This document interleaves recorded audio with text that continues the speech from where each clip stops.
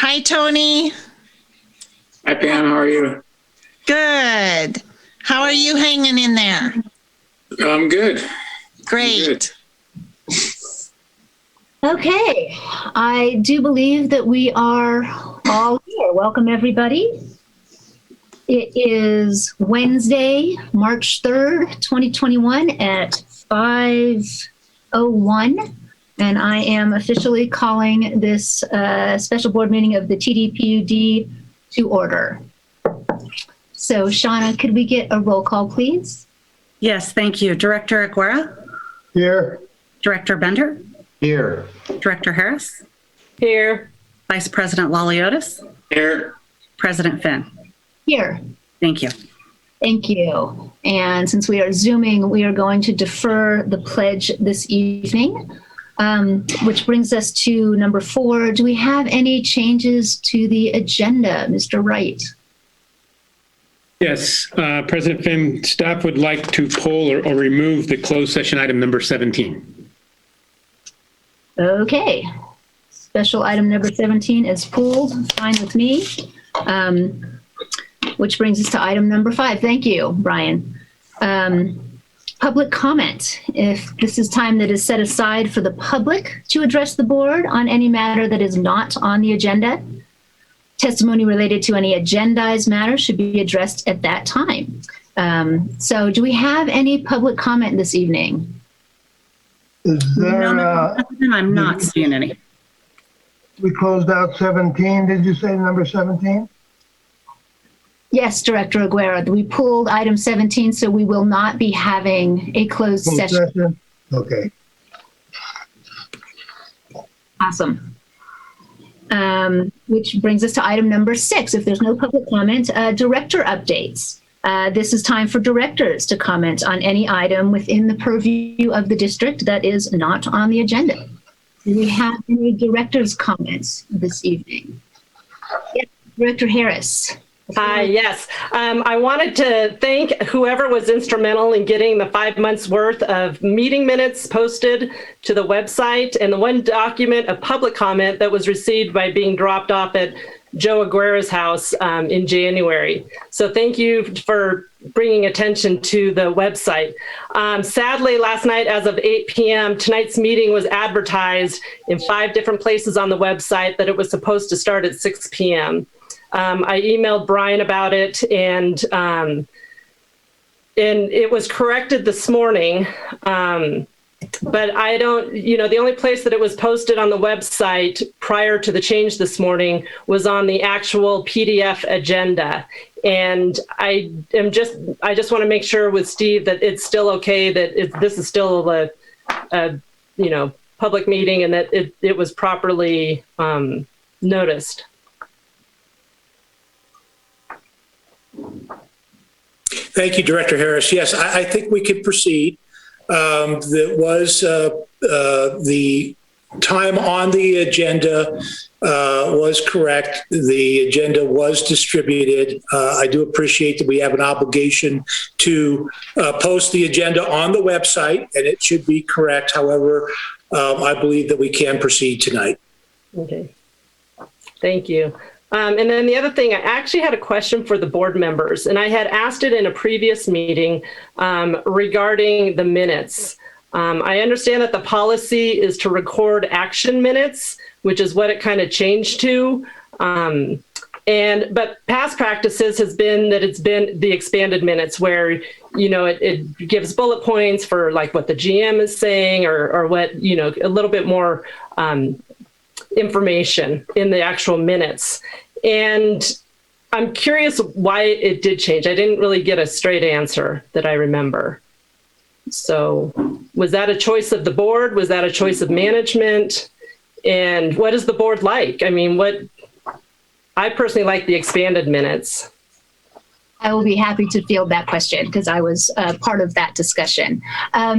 We changed it because I also like the slightly more informative minutes. We went back to the simplified version because there were a lot of comments and corrections to the minutes as they were being done with the expanded version. and changes to go back and to change, because when we speak and then it gets recorded, and when a director says, hey, I didn't feel like my words were recorded correctly, or the feeling behind them was conveyed properly during the course of the minutes. So I decided to pull back on that for a while until we got our website functioning and we could put we were overcoming our procedural difficulties with Zoom and public comment and being able to present all of those items to the public on the website efficiently and effectively. So I will reopen that discussion because I do think it adds a little bit of color to the straight up minutes. I did go back this week and dig around on the website and pull up old minutes and recent minutes. And, it does add, it doesn't, really change. So, I will reopen that with staff and revisit it. And this is where we are at the moment. Okay. And this is not a new thing or an old thing. We seem to go through cycles. We seem to get more, when it becomes too onerous a duty to take the minutes, then we pull back and streamline it a little bit. So, and I suspect over time it will creep back to more comprehensive, or not even comprehensive, that's the wrong word, but more colorful. Okay. So that was me. That was me in discussion with staff. It was not. Thank you for that clarification. I do appreciate it. The next question I have is, I understand that the minutes are kind of the legal representation of what happened at the meeting. And this is a question for Steve, is the video also a kind of a legal it's not a document, but legal documentation of the meeting? So Director Harris, the Brown Act provides that when public meetings subject to the Brown Act are recorded, that we're required to maintain them, keep them for at least 30 days. Okay. And we could have a policy that would allow for their destruction beyond the 30 days. And I believe that we addressed this in our document retention policy. I don't recall exactly the length of time, whether or not I think there's no law that I'm aware of that would state that a video recording is a, quote, record of the meeting, but it certainly is. I mean, to the extent that the district has or maintains a copy that it could authenticate as being original and not having been tampered with or whatnot, then I think one could refer to it and consider it to be such, an accurate representation of the meeting. However, just like any document or other record, it is subject to editing and tampering if it's outside the chain of custody and control of the district. So to the extent the district has and maintains the videos, I think we would consider them to be an official record of the meeting. To the extent that they're out there in the public domain and have not been provided by the district, in other words, they're recorded by someone else, I would be cautious in accepting that kind of a document or record as representative or representation of what occurred at the meeting. I know that was a rather long answer. I hope I answered your question. Please let me know if I did not. There was definitely a lot of good information in there. And thank you very much for that. Sure. Then kind of my next, just clarification to make sure I got it right, is that since we've gone to the action minutes and the videos are being used as kind of the keeper of the information, after 30 days, those videos could go away? As I said, they are our document retention schedules do include the videos. I just don't know what the retention period is. I believe it is longer than 30 days, but I just At this moment, I don't know. Does Brian or the district clerk know that information? I don't have that offhand right now, but I could look that up and report back to the board. That would be great. Okay, thank you. Mhm. Okay, do we have comments from any other directors? And you can unmute or wave your hand. I don't see. Okay, in which case I will end with mine. I do have a comment this evening. Oh, yeah, that's okay. I was just going to tell you, President Finn, I understand that we've received an anonymous public comment. May have come in late, but I don't know if you want to go, at the appropriate time. I thought you were done with this item. My bad. Is this comment related to something on the agenda, or is it a comment that we should have read under item number 5? I think under item number 5, I think it may have just come in late, though. That is correct. Well, can I see it anyway? Is there a way for me to see it? Is it under Q&A? No. No, I haven't seen it. I'll forward it to your email. Okay.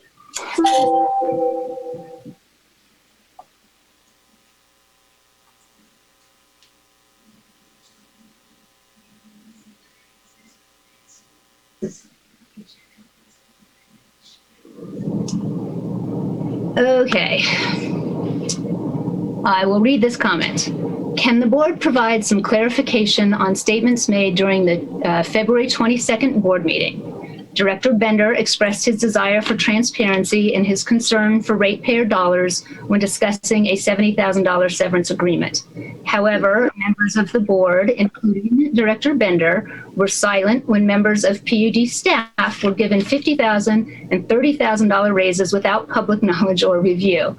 Can this board and Director Bender provide clarity on how and when they seek to be transparent and care about ratepayer dollars? Thank you. The Truckee-Donner Public Utility District.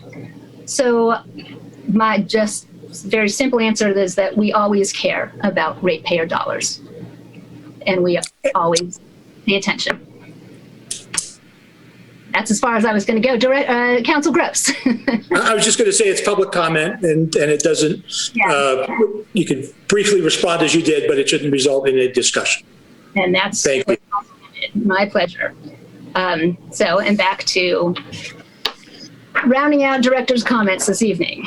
And my comment this evening is in response to Director Harris's comments from last week. I just want to make sure that everyone is aware of the dialogue as it stands at this moment. First, I absolutely heard and acknowledged Director Harris's request. Clearly, I did not accede to it at this time, and here is why.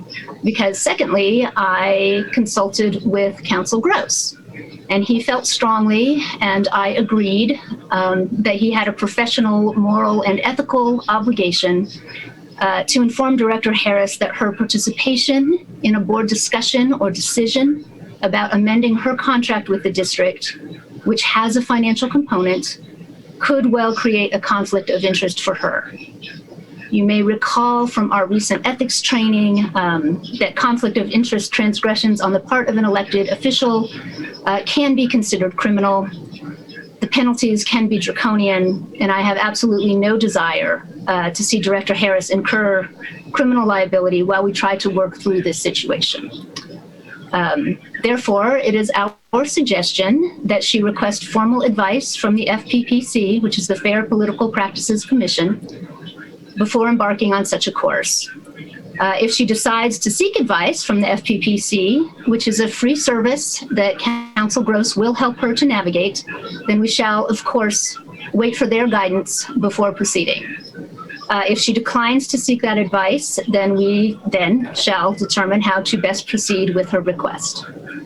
In the meantime, I would like to offer my support and encouragement to all of us as we try to further the mission of our district, which is that of supplying reliable and high-quality utility services to our community, while striving to embody our values of integrity, safety, communication, accountability, timeliness, and work-life balance. I would also like us to recommit ourselves to abiding to the best of our abilities with the letter and the spirit of our district code. And a big thank you and most respect to our staff for their continued patience as we work to more perfectly understand and appropriately enact our duties as a board. So thank you. And I do have a quick pivot, different subject, but fast, sort of echoing Director Harris's comments from this evening. I was poking around on our website because I needed to check some of the answers I gave to some constituents. And I have to say it was awesome. I found what I was looking for quickly. It was agendas and minutes. I pulled up watched videos of previous board meetings, including the very first Zoom one, and it was just very easy to use. It was lovely. It flowed. The improvements are great. It looks good. It feels good.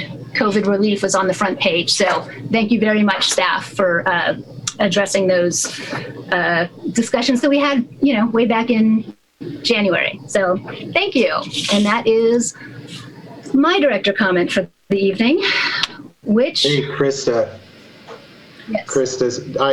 It's Director Bender. Shauna, could you forward that to me? Just from the last 6 months plus, there's just people have used public comment, etc., as a soapbox for mis and disinformation, and that's purposefully talking and spreading information that's not correct. And before I respond at another meeting, if you could just provide that to me so I can read that. We've worked really hard in this district to be transparent, and using director update or just, public comment as a soapbox and stuff for misinformation, possibly disinformation. I'm just leaving it open. I just want to be able to respond to that properly at a later time. And so I just wanted to say my 2 cents there. So not leaving that off for public comment regarding mis or potentially dis, which is purposefully spreading and talking about incorrect, false information. So I just want to make sure that we address that, or I can look into that myself later, because since I was specifically listed in that public comment. Thank you. Yes, sir. Thank you, Director Bender. Okay, let's move on to item number 7, our general manager's update. Interim General Manager Wright, what do you have for us this evening? Yeah, thank you, President Finn. I have just a quick update. It's more of a follow-up. The community experienced a power outage last Thursday that lasted, depending on where you were in the basin, from an hour and a half to 2 hours. Just wanted to follow up that that was in fact a transmission failure. The district is a transmission dependent electric utility provider, as is some of our neighboring agencies. So the outage was a transmission failure during some switching on the NV Energy side. And so the outage extended from the North Lake Tahoe up to the Portola region, from what I understand. And what it did reveal is some additional work we need to do in terms of the district's communication and public agencies out there. So it's kind of timely. Things always happen in timely fashion. We are embarking on an updated emergency response plan, risk assessment. That's kind of dictated out of regulatory requirements from the state and the federal. On the water side, the American Water Infrastructure Act requires some updated emergency response planning. So we're going to work closely with some of our other sister agencies, town PUD, fire, and then the community at large. So you may have experienced on your own, but we did get report back that communication in general, cell phone, internet, landlines, had some susceptibility to that wider spread outage. So we're looking forward to including this in our larger emergency response plan and improve the process as we move along. So look for that in future workshops and discussions. Also wanted to just remind the community that we do have a strategic planning meeting scheduled for March 31st later this month. That does begin at 4 o'clock. So look forward to continuing those discussions. Very excited to report out that from the strategic planning process, a lot of discussions on the initiatives are brewing through the community. So we're beginning to get, community engagement on a couple of these initiatives, looking for action and how they different interests participate. So things are moving before the plan's even fully developed. So that's great news, and we're looking forward to further discussions. That's all I have. Thank you so much for those excellent updates, keeping us in the loop. Which brings us to item number 8, our special business, which is my pleasure to help present tonight our special business regarding the general manager's succession and transition. The ad hoc committee has had the opportunity to meet twice, and tonight we're going to bring to the board our recommended skill sets to discuss and approve. Pam Hobday is here this evening to help give us the historical perspective, and then I will give a brief PowerPoint, and the ad hoc committee and I are going to bring this home with recommendations to you, the board. So I'm going to hand it over to Pam Hobday right now. Thank you, President Finn.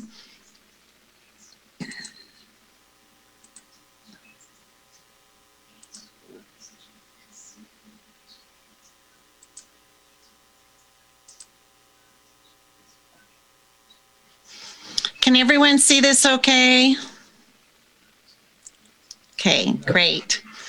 I wanted, when President Finn and Director Bender and Joe and Mike, when we all met, it was important for us to review all of the hard and diligent work the ad hoc committee did in 2019.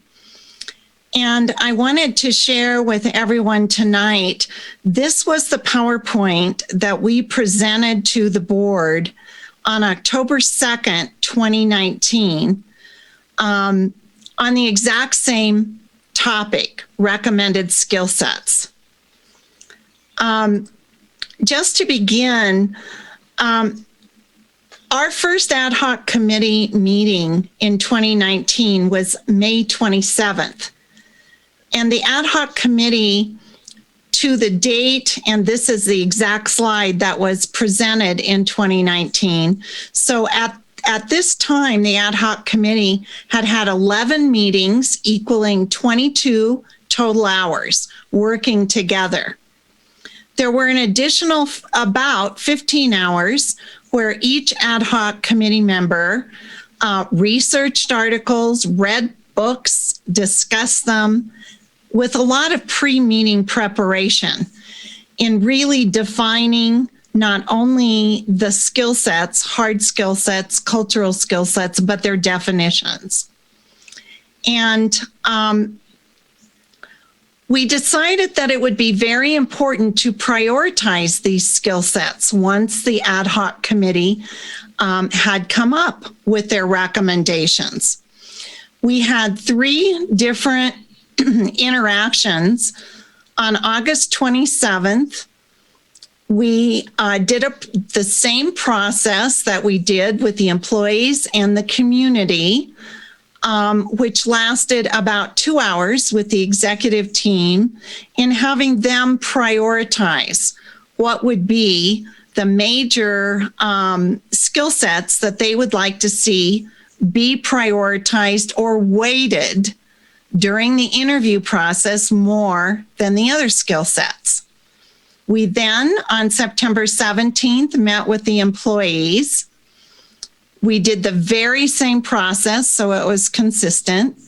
And on September 18th, we invited the community in to do exactly the same.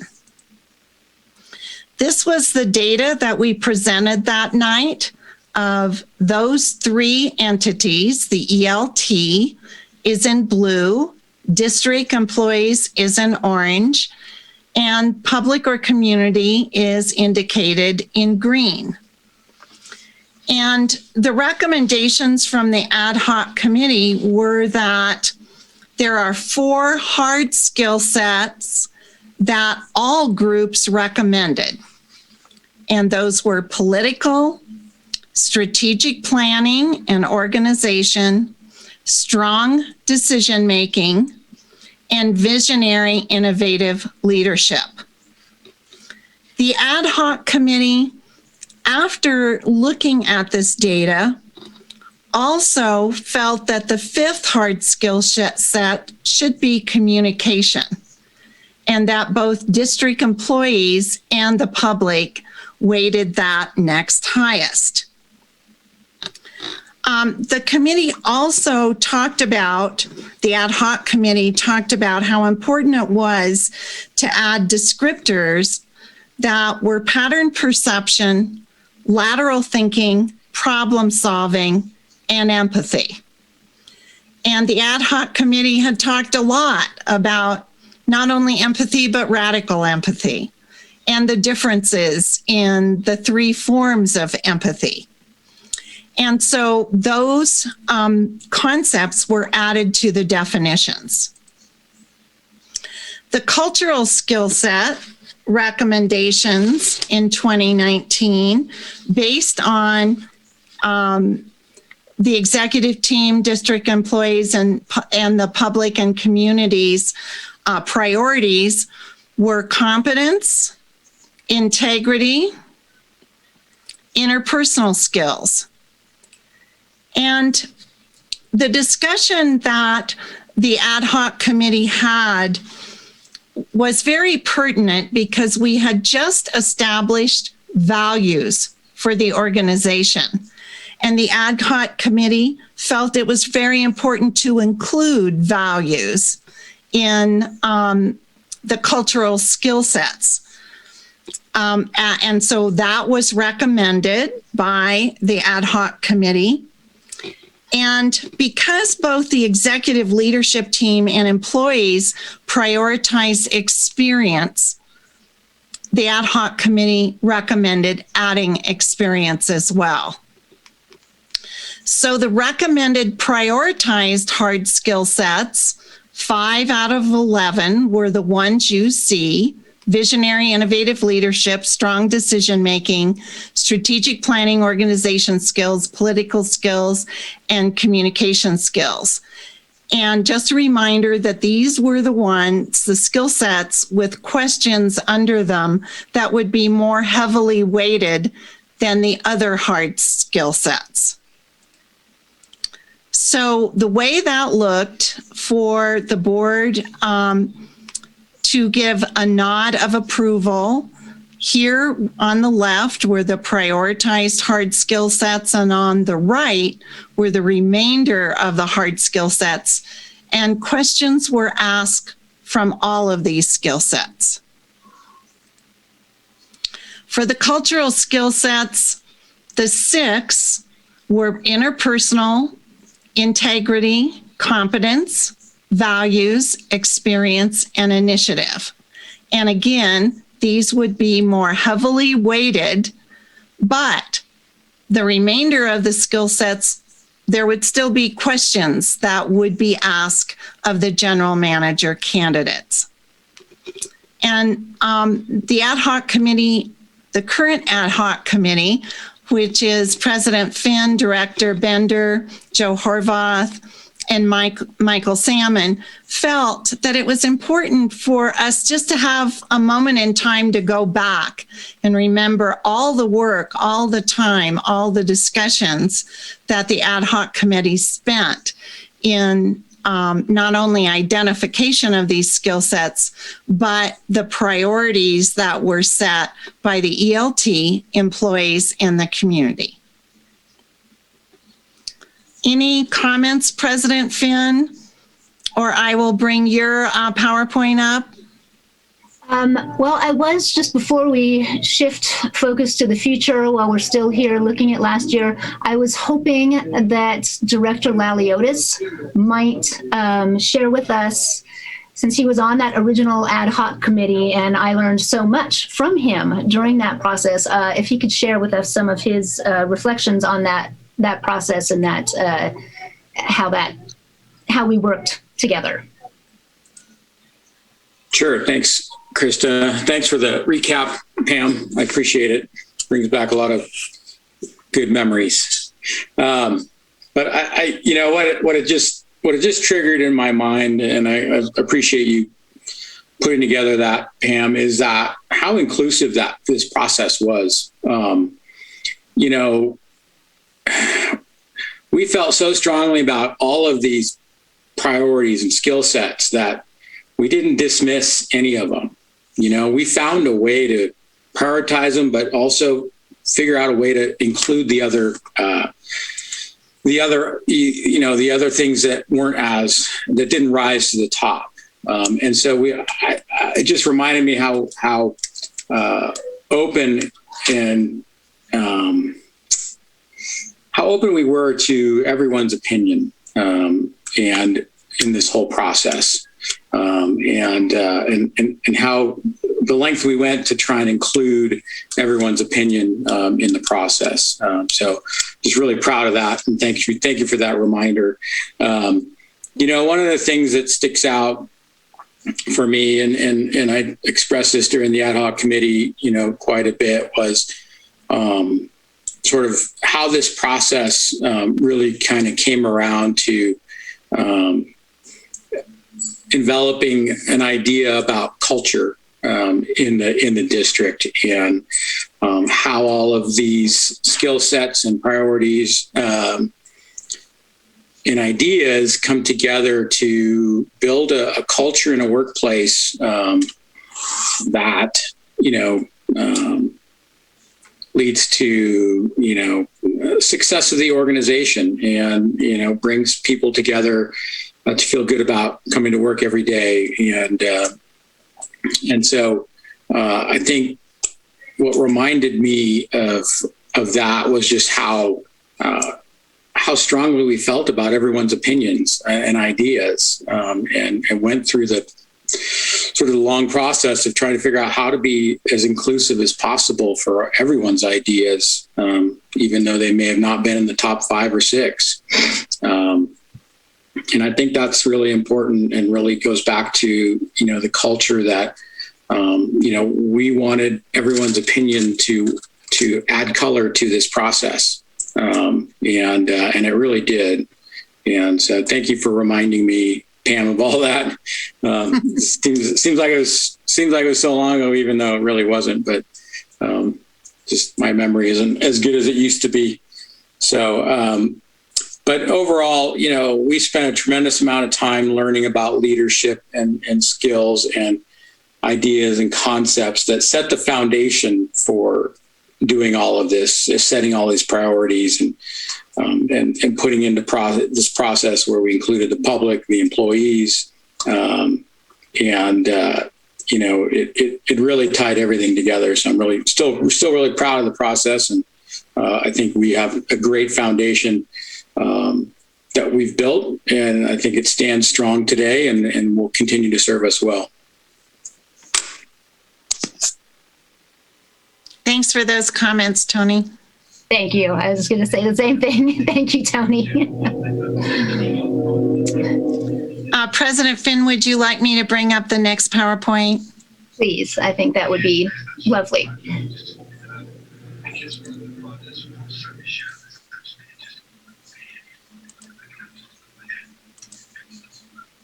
Okay. So here we are.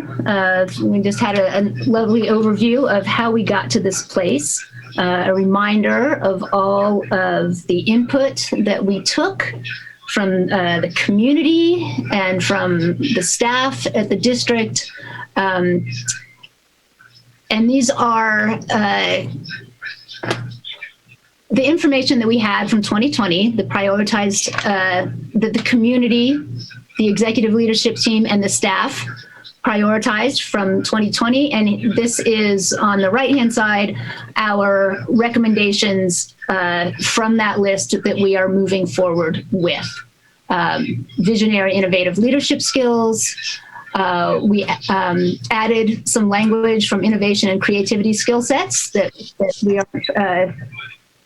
we folded it in to visionary and innovative leadership skills, strong decision-making skills, strategic planning and organization skills, team building experience and relationship skills, which was a change from political skills. These are, we sort of pared down our, the recommendations that we're carrying forward. We met, we discussed them all, we all did our gap analysis, and this is what we are moving forward with. So we changed the title of political skills, but we basically kept the definition and added trust and collaboration, as well as language from team building experience with skills. So team building is what we elevated and enfolded political skills into. And we can go to the next slide. How many slides do I have? And here are our 6 cultural skill sets.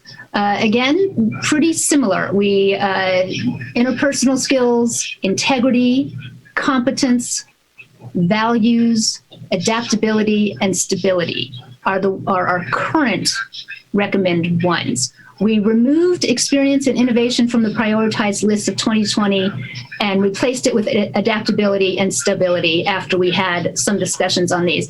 And I wouldn't mind if Joe or Mike or Director Bender would like to sort of talk about what their impressions of how we got to these ones to recommend. I'd be happy to have your input to share. And I can't see everybody. Should I? Well, it was a good meeting. We all had a few core ones that overlapped, and then we talked about the ones that didn't. And looking back at the last 2 years, and we just re-brought them together in this new order to reflect that we don't necessarily need someone who's just strictly a water utility person. We need someone with that leadership background and collaboration. The empathy are key ones that are moving up. And so it was just an excellent discussion that we had, and I'm feeling pretty good, but open to hear what the other board members have to say on our skill set lists tonight. Thank you, Director Bender. And you know what? On our previous slide, teamwork is what we elevated. I was wondering, Mike or Joe, if you can add a little bit of depth to that, because I think that was an important discussion. Sure. No one right answer. We had good collaborative conversations about, in particular, team building and, no lone wolf. Keeping folks in the loop was very important throughout the chain of command, throughout the organization, and making sure that the silos within an organization are not built up, but are broken down. And so that was an important element of getting clarity on this, and just trying to have everything in there, but not everything. You can't put everything on one page, and but just trying to simplify it a little bit. I thought it was good conversation, good collaborative effort to summarize this in a useful format. Thank you so much, Mike. And now go back to our where we just left off. And I think even the next slide. Okay. Well, actually, President Finn, if I could just add one thing that I think the board will be interested in. The ad hoc committee felt strongly about eliminating the number of questions, because we had 91 questions. And with the recommended skill sets, we would have about 33 to 40 questions, which will allow a lot more time for discussion, informal discussion. And that is in the actual interviews. Yes. And I would say, before we fully open up, if Joe would like to offer any of his insights as well. I do want everybody to have a voice. Well, there's a whole bunch of stuff. Thank you, Director. Right now.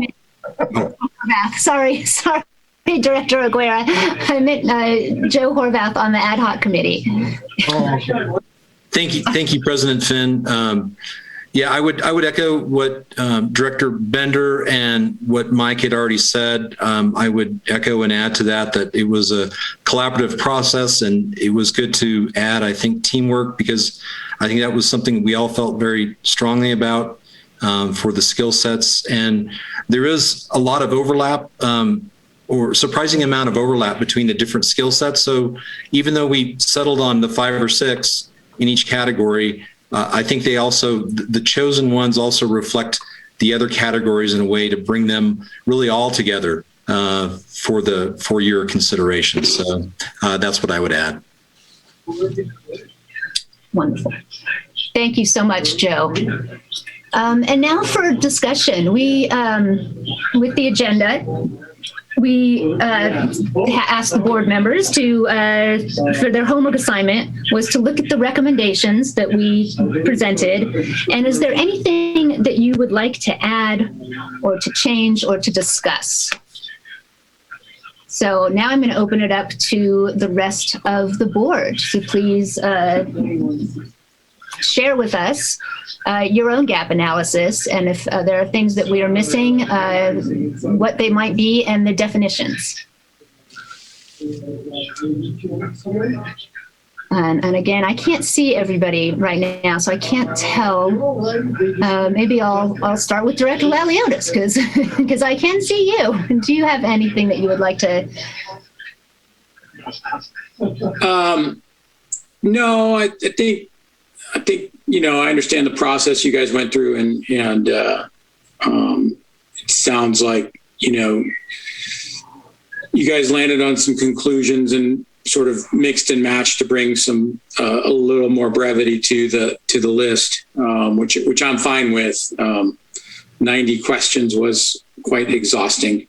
And I think maybe perhaps with fewer questions, we can dig in and have better conversation with candidates moving forward. So that's kind of all I have to add right now. But welcome any other comments. Thank you. Excuse me. Thank you, Director Laliotis. Director Harris, what would we'd love to hear from you. Okay. One thing that I've brought up on a few different occasions is adding a community interview panel to the process. I know it looks like we're going down the same path, and you guys went down this path when you went and hired the first GM, and for reasons that was unanimously decided to let the other general manager go. I'm just concerned that this process is very time-consuming and doesn't really get a lot of the community involved with it. But on the cultural skill sets, looking over this, the interpersonal skills, it asks about intuitive people skills. What kind of intuition is that? On integrity, how do you measure a person that they're honest and trustworthy? Are there background checks going to be done? Are the background checks, are they going to be checking what they put in their resume, their education background, maybe checking on and what previous employers, what do previous employees say about this person? Are they inspiring, or are they looking for somebody just to stay status quo? So with integrity, do they do the right thing? And how do you bridge the gap? With competence, it says, does the candidate possess the core skills needed? And the core skills, what are the core skills and how do they obtain them? Is it through their education background? Is it through technology? Is it through leadership? What kind of credentials do they have and what have they earned? And then it says to take the organization to its next level. What is the next level? Is that implementing the strategic plan items? So those are some of the questions I have. And then values, it says, will the candidates support, model, and live by the mission and values of the organization? How does a candidate live by that? Are they adaptable? Can they be flexible? Can they adapt to less oversight from outside people or from board? Are they independent? What kind of guidance do they need from the board? And then in stability, does the candidate satisfy your questions as far as past employment? And do they have future plans and goals in relation to what? In their education, in their wanting to go from a smaller utility like us to a larger utility? It's the biggest things to me are education is super important to me, and their experience, how they have treated their employees and interacted with them, and that type of stuff. So I figure that some of these candidates will be kind of weeded out for the minimum qualifications on the first round, and we'll see what kind of candidates come through to us at the final. But I would actually like to see more of a community involvement in this, so we don't go down the path that we did before and having to let a GM go after 4 months, and everybody is still kind of bewildered at that. So that's my take. So you didn't have anything to add or changes that you would like to make for what's in front of us for these? Yeah, I mean, where's the education? I had questions in all of these. That would. So, are you guys trying to put it into a box? No, the boxes are fine, but we go about kind of weeding them out, and the skill sets that we build are questions and finding the right fit. And the questions, the interview process is what pulls out the person's character. Now, of course, we will have resumes and cover letters that extensively go into these things that you are talking about there. When we are presented with our binder of the 10, it was pretty exhausting just to read it. There are, like I said, it's the resumes, but it's not just the resumes. It's the questions that Peck and McKinney presents for them, and they give written answers to. So we have a whole lot of information going into the interview. And this is not exactly the same process. When you were discussing the background check, yes, there is a background check, and this time we are going to be even more thorough with it. And also in-person interviews, which we did not have the opportunity to do. And hopefully, if all goes well with our pandemic situation, we will have a meet and greet as well that the broader community will be involved in. So those are very specific changes that address exactly some of the things that you just brought up. So yeah, that's where we are. I'm assuming that you didn't have another skill set that you would recommend that we add to this.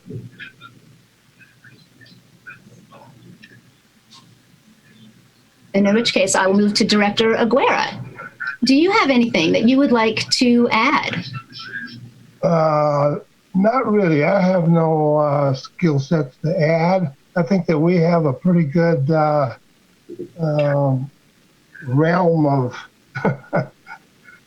directions to go with, and I kind of feel that as we if we use these for the interviews and so on, as we progress, I think that we can always, as we go, we think of other things.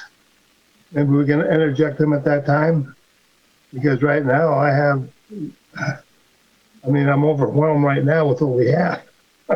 So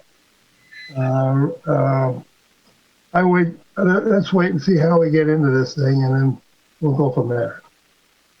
Thank you. Thank you, Director Aguera. And I do just want to reiterate that we have the community has been involved in this process more thoroughly than any other hire that I have seen in this town. You know, we have taken a lot of input from the public. We have elevated it and kept it front and center throughout this process. So it has been inclusive. It has been community centric. So anyhow. I know. I just thought it would be a good idea to take it to the next level and really have the community members interview them. You know, have one panel where the community can get their take on who they think is the right fit for the position. It was very successful at the town. I was unaware that the town had that there was a community panel that interviewed them. But this is how we are moving forward. I don't know how we would choose members from the community. And like I said, we will have a meet and greet that will allow community members to interact with the candidates before the final decision. Okay. Is this our final slide? Right here. Oh, here we go. Okay. In which case, I'm going to recommend that the board accepts the recommendations from the ad hoc committee for the hard and cultural skill sets that will be used in the 2021 general manager search and interview of candidates for the general manager. So these are the skill sets that we will build our interview questions around. And I will wait for a motion.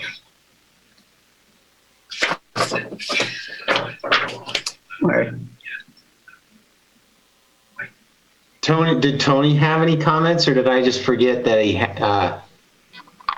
Tony did. Oh, okay. All right. I'll hold on, let me see. I'll move that we recommend, I move that we accept the recommendations from the ad hoc committee for the hard and cultural skill sets to be used in the 2021 general manager search and interview of candidates for the general manager. Thank you. I'll second the motion, and I think that there's a lot of information that we would have to go through, what we're going through.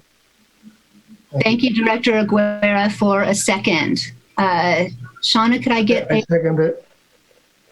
roll call vote, please? Yes, Madam President. It might be a good time to call for public comment. Oh my gosh. Thank you. Thank you for keeping me on the road here. Is there any public comment about this discussion this evening and recommendation? No, Madam President. Thank you. Okay, I'll try that again. Could we have a roll call vote, please? Yes, thank you. Director Aguera? Yes. Director Bender? Yes. Director Harris? Sure, yes. Vice President Laliotis? Yes. President Finn? Yes. Thank you. Thank you. Okay, so that concludes our special business this evening, and we are going to move on to the consent calendar, where we have items, let's see, 9, 10, 11, and 12. Is there any public comment on the consent calendar?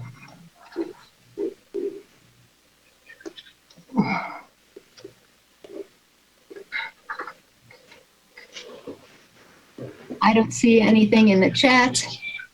No, Madam President. In which case, directors, does anybody have an item that they would like to pull or have a question about on the consent calendar? So I do need to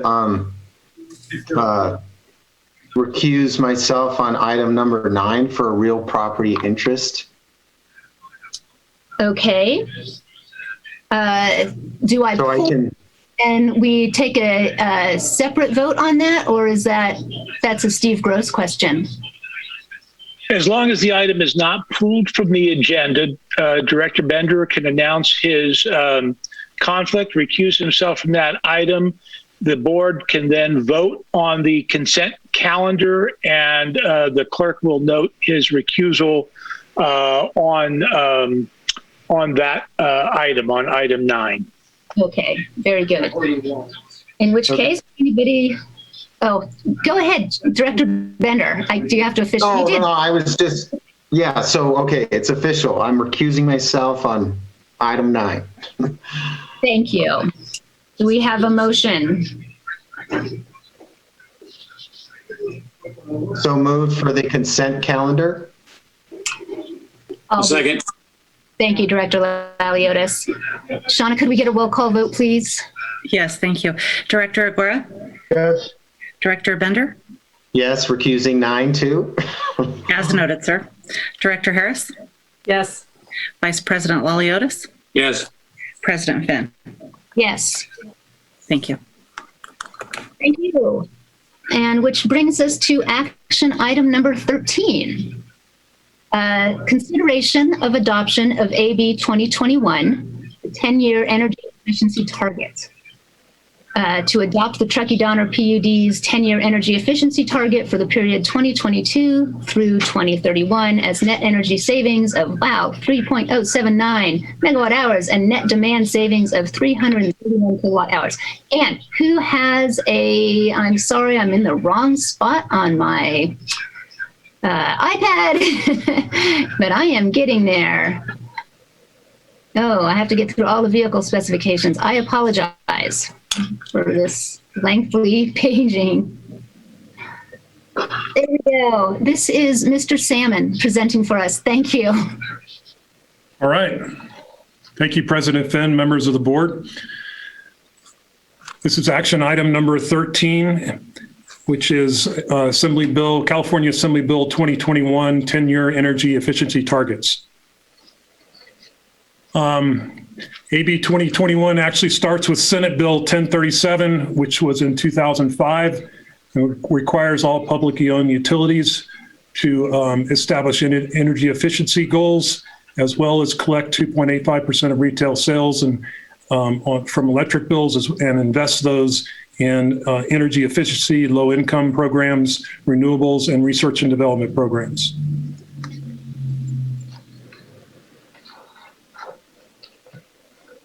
AB 2021, a year later, requires all POUs to establish 10-year targets. First report was in 2007. We update that every 3 years. And reports to the California Energy Commission. That was done in 2007, 2010, and 2013. AB 2027 in 2012 required us to update the targets every 10 years instead of 4. And we last updated our targets in 2017. It's time to do that again.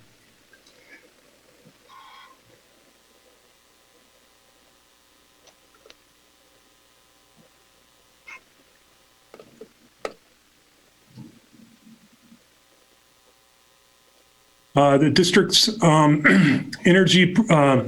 historical energy efficiency performance, we've analyzed this for many years now. It's designed to maximize cost effectiveness. We have a very good track record here at the district in cost savings and effectiveness, exceeding the 2.85% mandate. Our savings in the past has been dominated by energy efficiency lighting and custom projects, particularly on the commercial side, on the custom side. The programs have experienced diminishing returns due to saturation, and particularly with light bulbs. You can only give out so many light bulbs in the community before there's saturation, as well as new building codes and standards. The program has of late experienced some transition, as well as 2020 was impacted by the impacts of COVID. The district is also shifting some of its resources to emerging electrification, as well as greenhouse gas reduction opportunities. So our 10-year energy efficiency targets are due March 31st and reported to the CEC, and it covers the 10-year period 2022 through 2031. The CMUA is involved in this process. On the behalf of POUs, they engaged with a company by the name of GDS Associates, and GDS worked with the various POUs, including the district, to look at historical things as well as forecast information by customer class. It's quite the model, I must say. I was impressed by the detail and the granularity of the model that they put together. So we met with them several times, as well as internally with Joe Horvath and Stephen Poncelet. Both helped quite a bit in helping to work with GDS to establish these targets.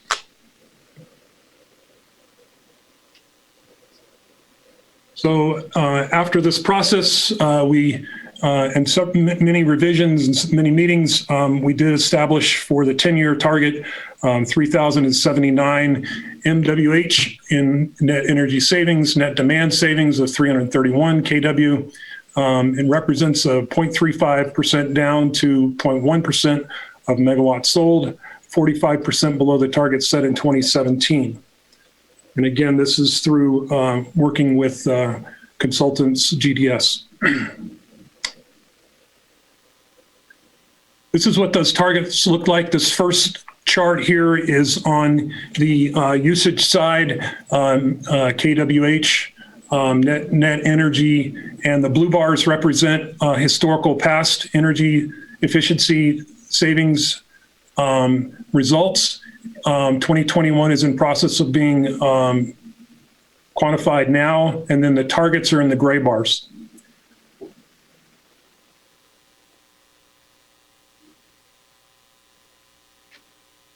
This is the demand side. You see similar trend for both historical energy efficiency as well as the targets established for the next 10 years.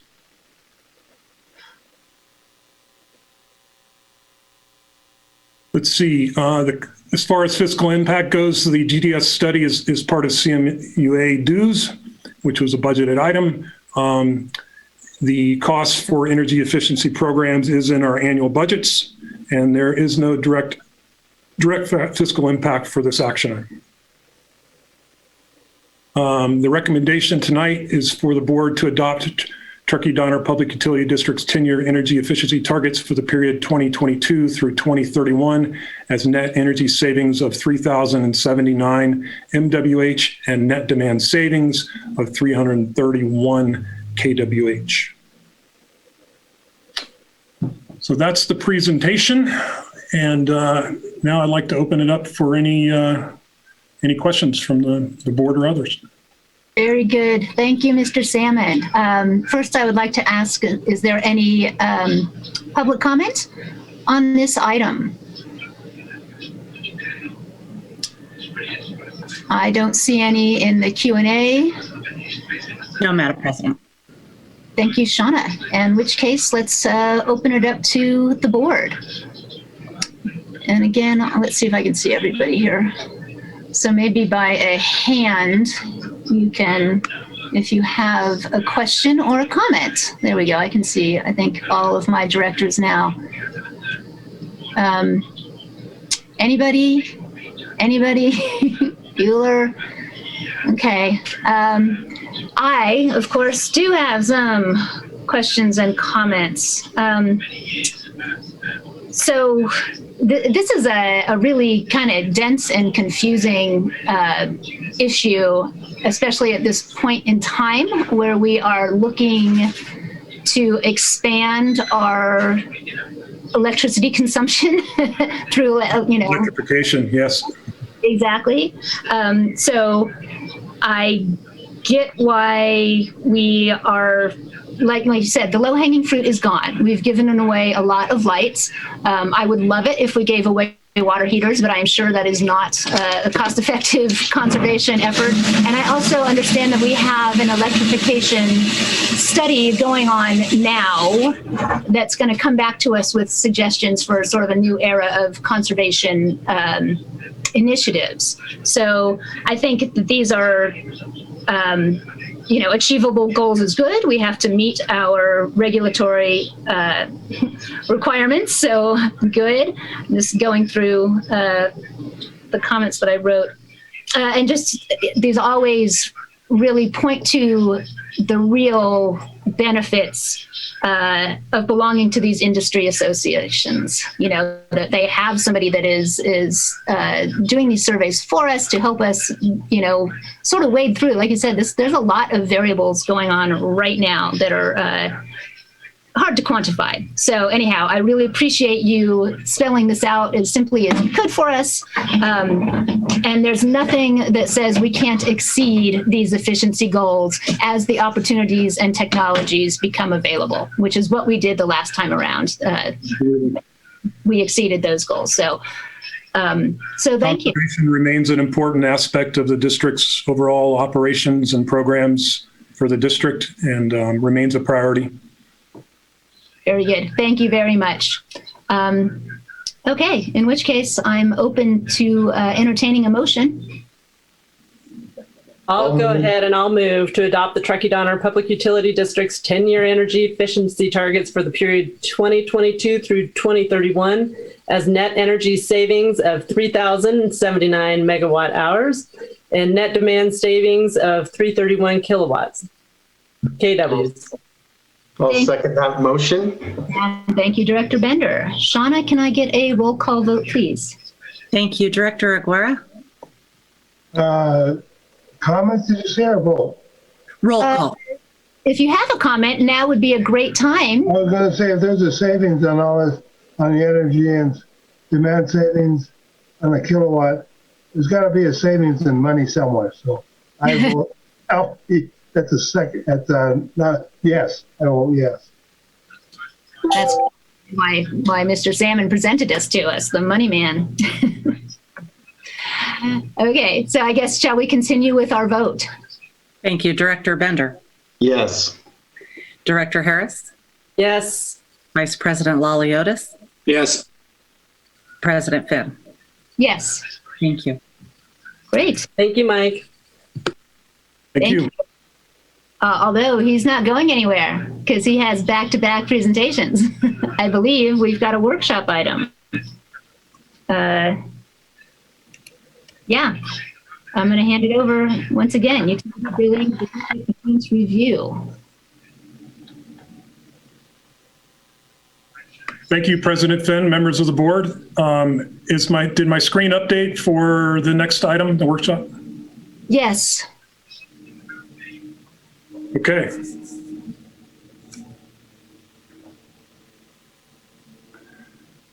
So soon after the COVID pandemic started globally, and in particular in the region, we started tracking. It had its effects on the public utility district, and I'm going to present some of that here today.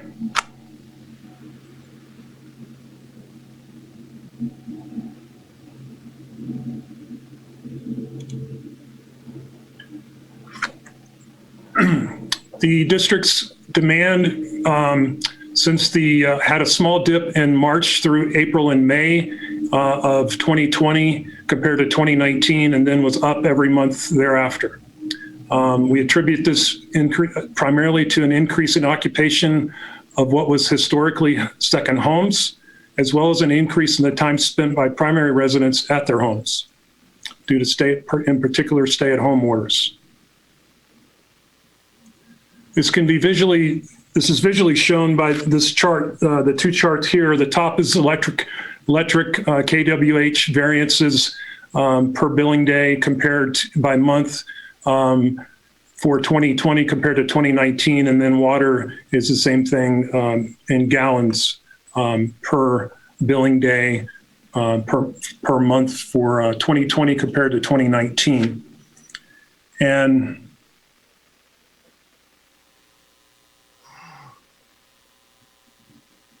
it should be noted that on the electric side, the first quarter is the largest demand quarter of the calendar year, and because of the weather in particular, and the cold weather, if you will.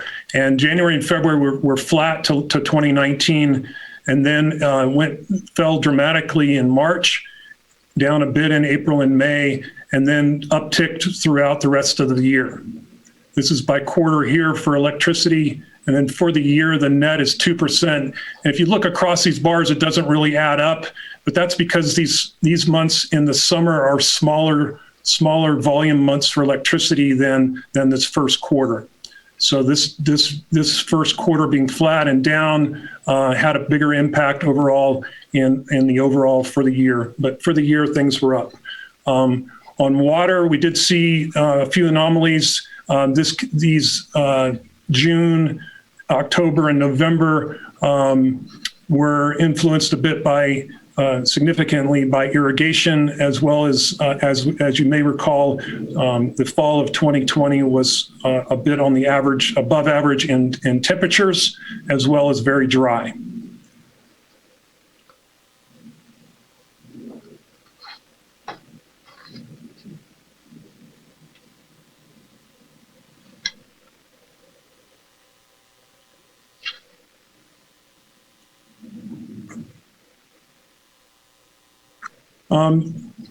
The district understands and fully that the services of electricity and water are a basic need, essential for the safety and comfort of our customers.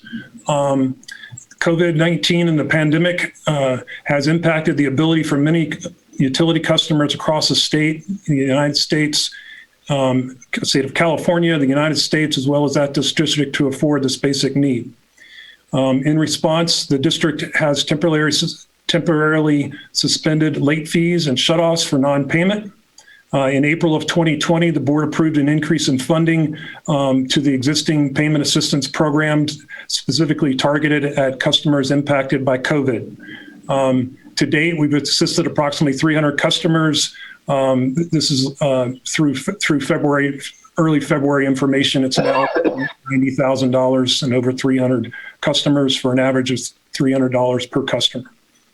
The specific COVID relief instituted by the district assists primary residential customers of the district who have demonstrated a qualifying hardship event.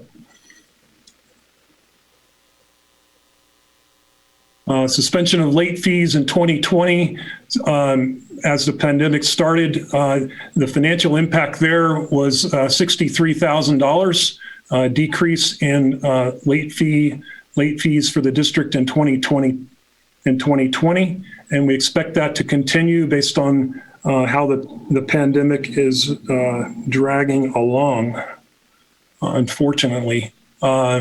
And the net impact for 2021 would be another $85,000 if we did not have late fees for the entire year of 2021. So as the pandemic has lingered, and despite the payment assistance directed to our customers that have qualified for financial hardship due to COVID, the district's past due amounts have increased from $47,000 overall February 1st last year, 2020, to $354,000 at the February 2021.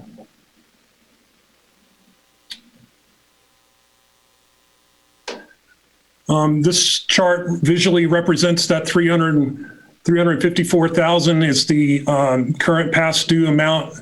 It is comprised to the right of 30-day bucket, a 60-day bucket, and 90 days or greater in arrears. So the trend, the combined total of the 30, 60, and 90s, which are on the right, is summarized on the left as the total amounts past due. These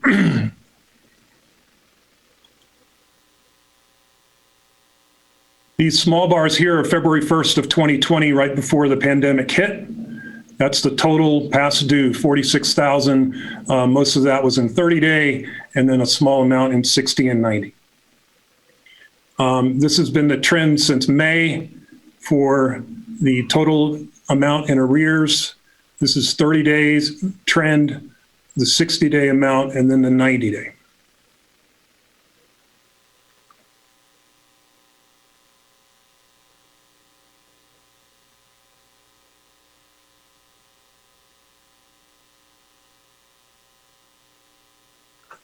So digging a little deeper, Here at the top is the number of customers as of February 1st, 2021 that had delinquent amounts 30 days.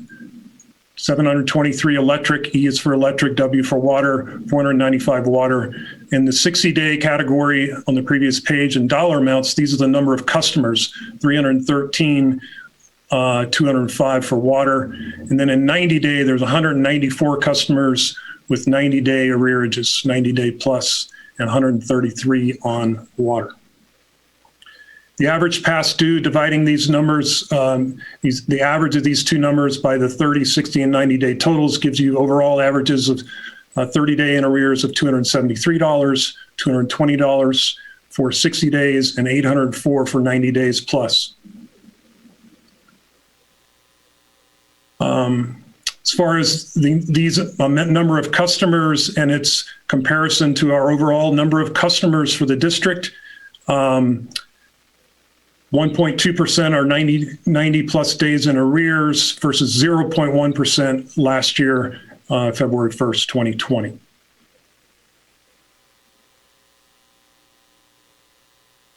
From a financial impact standpoint, the total in arrears of $354,000 represents 1.1% of the billings in those accounts receivables that are past due, which are the billings March through December. The 90 days plus represents 0.4% of the March through December billings. And from a bigger picture perspective, 500,000 represents a little bit over 1.2% of our revenue budget.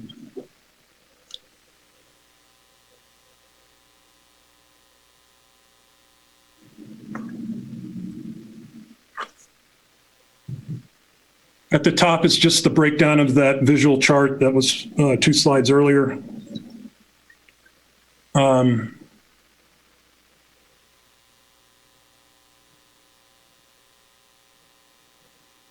So specifically on the 90 days plus past due, 194 electric customers is 90,000 of it, and 133 water customers are 42,000 of the total 132,000. So the average, so this is not a blend, the previous average was of 804, I believe, was a blended average. This is specifically between water and electric, is for electric customers, $463, and for water, $313 per customer. And this is just the 90-day plus number of customers divided by the 90 days plus amount that is past due.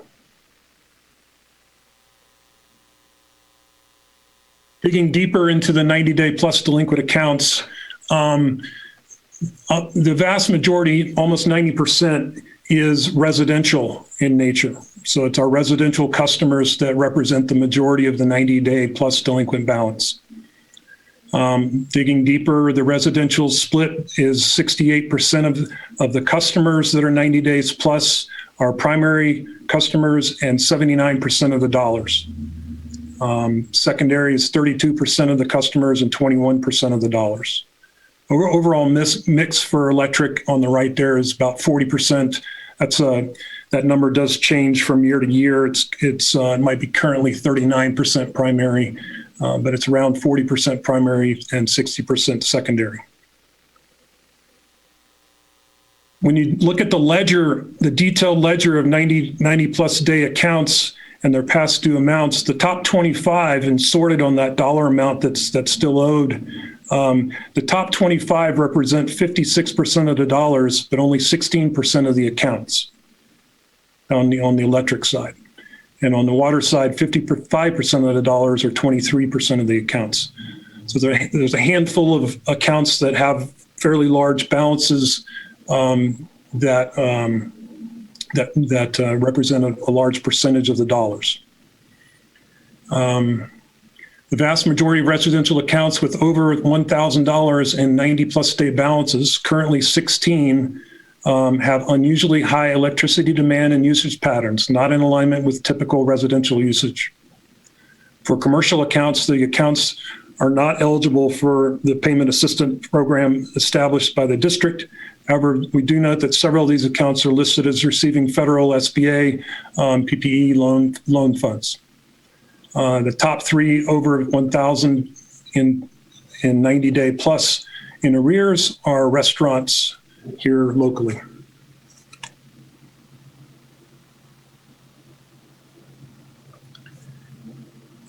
Pretty much all utilities have paused on the assessment of late fees and shutoffs for non-payment.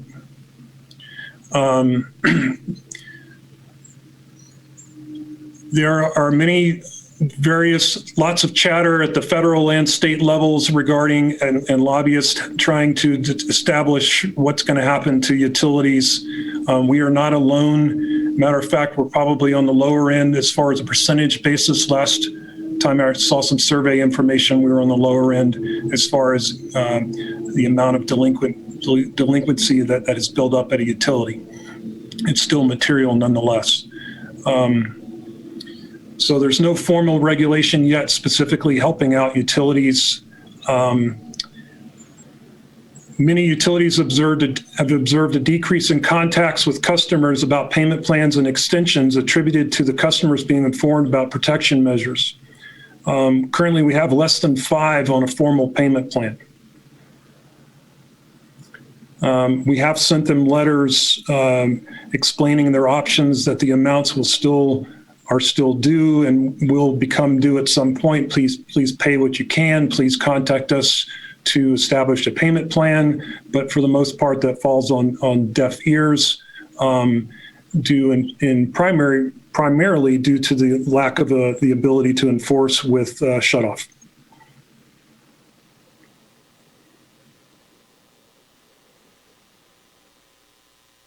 So we have engaged with other utilities in the region and elsewhere, and the JPAs seeking best practices. Some utilities are taking a more proactive approach for the accounts that have large past due amounts. That includes establishing a monetary threshold to trigger a shutoff notice and increase the customer's engagement. Trying to be more proactive with these large account balances before it just continues to build and then potentially becomes a bad problem. Shutoffs have been and remain a last resort option.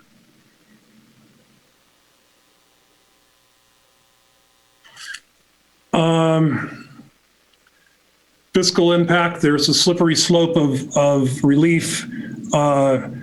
Ultimately, any relief that's provided as far as write-offs impact all ratepayers. And if we don't do anything to address specifically accounts with over $1,000 balances on electric, we risk approximately 41,000 of the currently 131,000 past due, just a way of quantifying it. And that's roughly that. I believe that's combined water and electric for the approximately 25 customers. It's currently 16, but I'm sure after this most current billing, it might escalate up to about 25. So things to, in summary, for consideration, this is a workshop, so we'll certainly have some robust discussion, I know, but things for consideration are to consider reinstating shutoffs for electric customers with $1,000 balance over 90 days, approximately 25 accounts. This will motivate these particular customers to pay off the balance or seek assistance and enter into a formal payment plan with the district, which is already allowed in district code up to 24 months. And then the district views connections as a last resort and will continue to work with all customers struggling to pay their bills to understand their needs and identify resources to help them become current. We also need to renew our COVID-19 customer relief program. We have customers that are in financial need. They've proven financial hardship due to unemployment, and while they may be receiving some federal and or state assistance, they are still qualifying for financial relief. And it was not that long ago that we gave them a 2-month bill credit. And we recommend that we allow that to happen again this year in 2021 if they still qualify. So I know I went over quite a bit of information.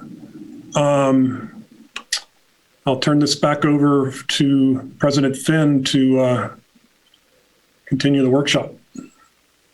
Oh, thank you, Mr. Salmon. You certainly can present numbers in many, many different lights. I think I would love, I know workshops, we don't usually take public comment. So there, Steve Gross is shaking his head. So no, this is purely a board discussion. So it's not a board discussion.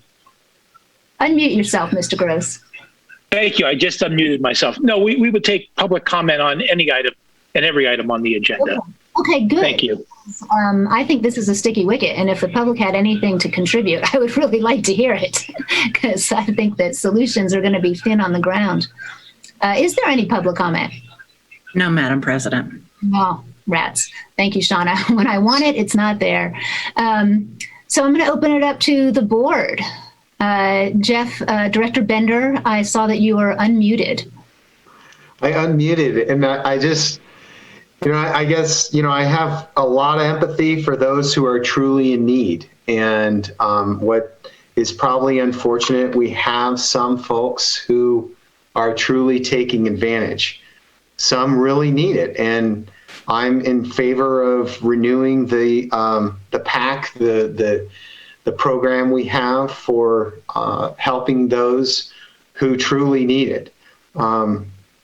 Those who don't, that's where I get a little angry. And they're just taking advantage of a situation when they're fully capable. I always love the Spock quote from Star Trek: "The needs of the many outweigh the needs of the few or the one." So, it gets, I'm fully happy helping out those in need, but not for those who take advantage. And that kind of comes up to a point. I got a phone call from a retired police officer from the town of Truckee last year, specifically asking about illegal marijuana grows within the town of Truckee. And so this is kind of a Steve Gross question. There's 16 accounts that have weird electrical use activity. Are we allowed as a district to share that with the police department, with the town of Truckee? So that's a very good question. We could share that, I believe, with a proper request from the police department, from the town, under the Public Records Act. Utility usage, customer data information is exempt from disclosure as a public record. There are several exemptions to that particular rule, and I believe that if there's a proper request from another governmental entity, that we could share that information. And probably while the conversation progresses, I will double check that code section. Okay.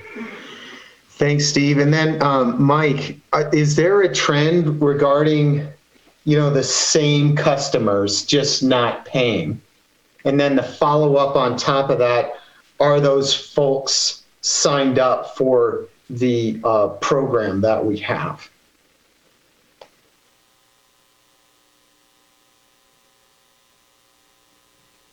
Well, first, I would say the district, I feel like, has done a good job of communicating to all customers the COVID relief options and programs, both in bill inserts and bill comments, as well as on our website.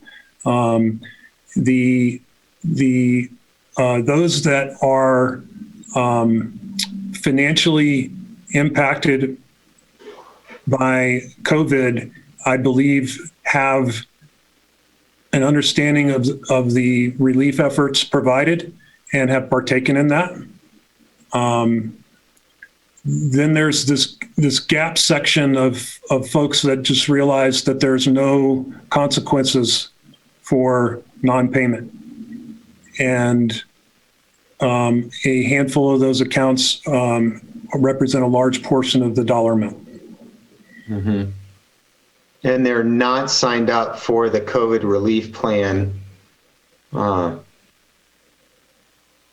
currently, nor have they engaged in a payment plan that has been communicated in writing several times. Okay.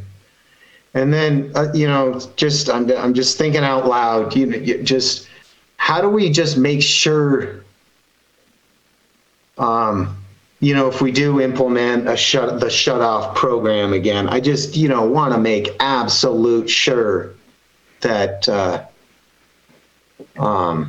Sure.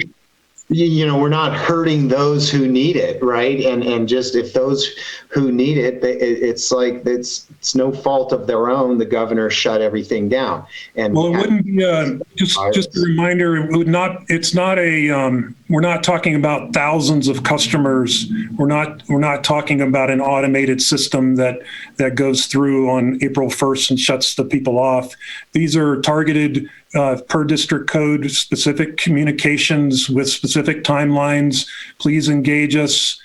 We want to understand it's tailored banking services, tailored customer services by customer to understand their and explain their options and engage with them directly to establish a payment plan, make a down payment. Up to 24 months of payment plan is very, very accommodating.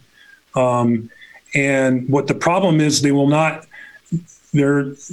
these customers are not engaging at all with us because they know we have no recourse. And trust me, we're not the only district talking about this. This is in CPUC commentaries. This is from briefings provided by PG&E, Southern Cal Edison, other utilities, SMUD. They're all experiencing this same problem.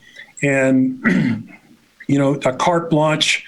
No shutoffs for all customers opens us up a bit to being taken advantage of. And if we consider and think about the opportunity to perhaps develop a more targeted policy that is targeted at large dollar balances, and it's not saying shut off, it's saying, hey, we're going to shut you off if you don't engage with us, start making payments, establish a payment plan and adhere to it. And so we work with each individual customer based on their needs. Maybe there's one of them that just didn't know about the COVID assistance program. Perhaps it's just they're ignoring us. With the threat of shutoff, it shifts the balance to engagement, which is what we need. Got it. Thank you. I'm done for now. Mike, Director Bender? Yes. Okay, we sent out the bills. Now, these customers that don't pay, do they call us in or they just don't pay? Well, how do they communicate with us on that? The vast majority do not communicate with us, Director. They don't communicate? Correct. They just don't send their money in? Correct. Okay, now how are we gonna, I think you asked for a 2-month extension on our program. Is that what I saw there? It's a renewal of the 2 months bill credit for those customers that need COVID financial relief and can show continued financial hardship due to the pandemic. They would be eligible for up to another 2 months of bill credit.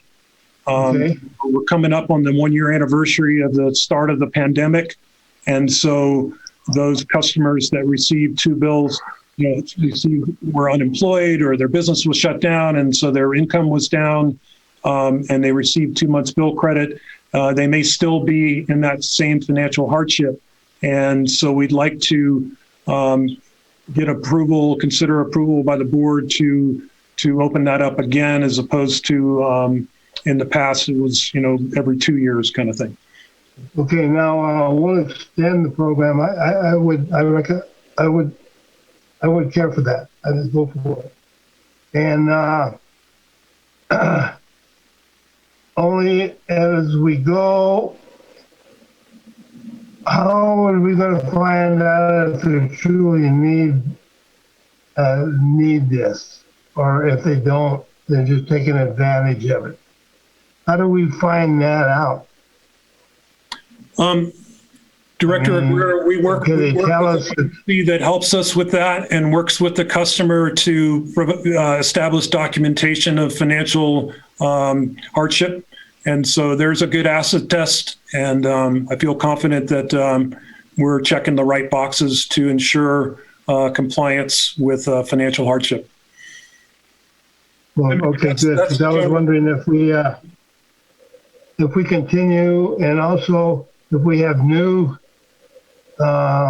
customers that have a hardship and so on, if we scrutinize them a little bit more and find out more information on them to make sure that they do need the assistance. Absolutely. Yeah. Oh, okay, so we would go further into their investigation then. We will continue to do that. Okay. If I might add real quick, this kind of reiterate, this is a workshop, so no action out of this evening, looking for guidance and direction. One of the things for consideration is prior to the pandemic, on the water utility side, there was already a provision in the state of California that requires a utility to engage with a customer and ensure there isn't a financial hardship, a qualifying financial hardship, before we terminate service for non-payment. During the pandemic, it is across the board for residential water use, we can't terminate service for non-payment. On the electric side, we could incorporate something similar to what was in place prior to the pandemic on the water side, where staff would continue to engage with customers, ensure there isn't a qualifying financial hardship through that engagement, but our customers understanding that at the, our last resort is communication of potential shutoffs on the electric utility side. This would engage that same similar conversation that we had on the water side prior to the pandemic. It's not, through our best management or best practices discussions with some of our sister utilities, simply the engagement, similar to what I just outlined, effectively reduced the 90-day delinquencies without a single implementation of shutoffs. So just the engagement there can be an effective measure. It's what we're concerned about as a utility here is the across the board, removal of potential shutoffs removes that engagement and puts our customers kind of at risk here with expecting some form of relief or write-off at the end of the pandemic, and that's a risky proposition there. So some of the higher dollar value delinquencies, we can have those discussions, implement some payment plans. If there is a qualifying financial situation, the district could engage and work with that customer.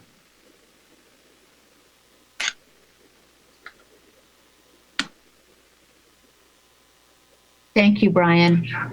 Steve, did you want to respond? Yes, thank you. I just wanted to follow up on your question about our ability to provide utility usage data to law enforcement. We can, upon a court order request from law enforcement with respect to a pending investigation. And we could also provide such data to a governmental entity or governmental official if it's necessary for that agency to discharge its official duties. So short answer is yes, we can provide it, but we should only do so upon a request. Okay? Got it. Thank you, Steve. Excellent. So, yeah, thanks, Krista. So I guess a couple questions. Maybe you, Mike and Brian, can give us an quick overview of what specific moratoriums are in place that are affecting us on water and electric shutoffs, and what the effective timeline is for those currently.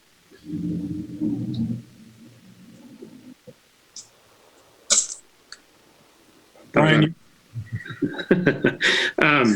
With respect to, we'll kind of separate these out into water and power. With respect to water, under the current requirements of the state of California, under the pandemic situation, water has been established as a necessity of health, safety, and life. And so currently, utilities are not permitted to turn off residential customers or non-payment.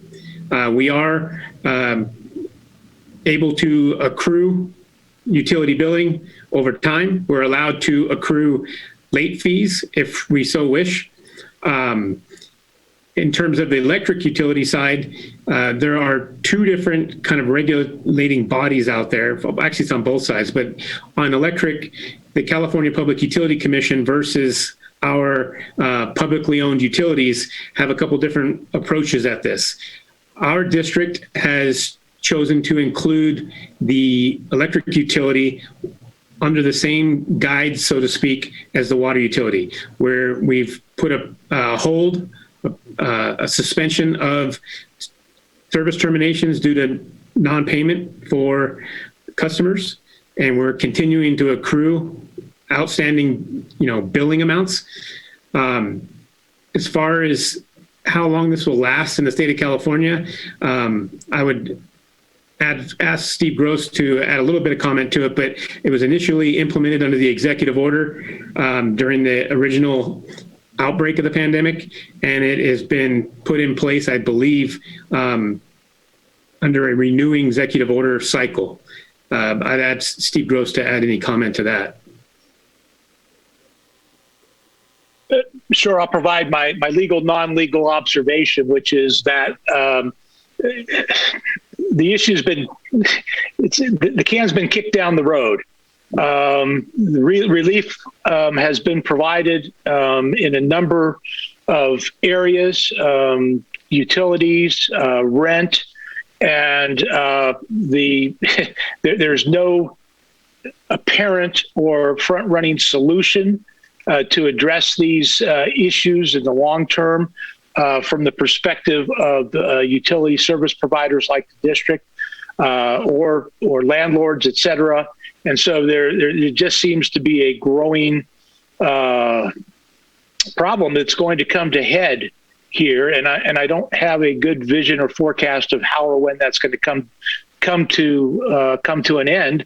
Whether or not consumers will get the types of reliefs that I think they're hoping for, that Mike alluded to, or whether the legislature and will come up with funds to support that, or whether there'll be an effort to put some of that burden on the utility providers themselves, which in effect socializes the cost to all of our ratepayers. So I just don't have a real good answer, but for right now, the status quo remains, and we have to continue to abide by these orders.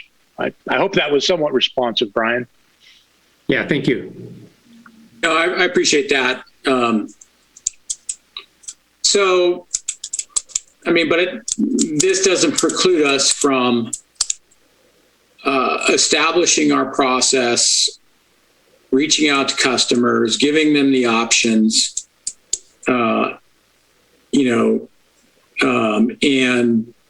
and setting the expectation that if we don't come to a resolution when time comes, we will shut off your service. I don't know if that's been communicated in that respect. While we can't just go out and shut it off now, at some point we will be able to. And I think it's might be an important message to send, that when time comes, we will pursue those avenues. In the meantime, here's what you can do to prevent it. So I would think that, that's probably a reasonable course of action is to, which I think we already have, but, to be able to get to a point where they realize what their options are, where, what the ultimate remedy would be based of a shut off at some point down the line. And that, at this point, we're not considering any specific relief. And put ourselves in a position to, when things start to break loose, we have provided ample opportunities for these customers to communicate and go down the road of resolution versus a complete, ignore of our efforts, but clearly communicating, what we're trying to do and what the end result might be. So, I don't think any of these moratoriums prevent us from a threat and or getting all of these accounts to a point where we've communicated exhaustively to where, what their options are and what the end result could be. So, Director Laliotis, just to be clear, we have been communicating to past due customers and in as non-threatening a way as possible to explain their options, and that it does not threaten shut off of service currently. It merely says, it does say that this bill will ultimately come due for you, so you really should start paying as much as possible now. And if you have financial hardship, please talk to us. Please engage with us. We have programs. We can establish payment relief, payment plans, etc. And crickets. No, yeah, I get it. I guess my point is at some point maybe we can take it to the next level and start interjecting the idea of shutoffs, so that people, I agree with Council Gross that I just think people have a mindset right now that that's not just for utility bills, it's for rent and all these things, and we're headed for a big problem when these customer relief moratoriums begin to relax. It's unfortunate that we're put in this situation. I get it. I appreciate all of our customer service staff and the finance and accounting staff, doing everything they're doing to try and get these people to talk. I understand there's people who just aren't going to communicate. But I support, cranking up the level of communication and consequence to the customers.